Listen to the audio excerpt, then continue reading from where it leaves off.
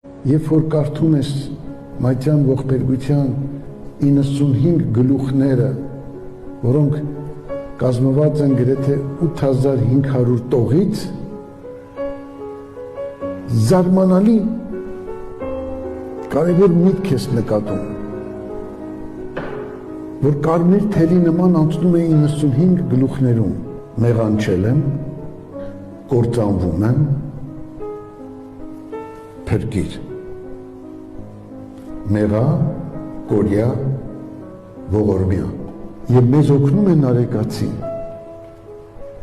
որ մեր ներաշխարի մեջ տեղ գտած ալեկոծումները կարողանանք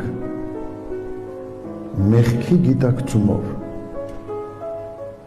զղջումով ու խոստովանությամբ վերականգնենք, վերագտնենք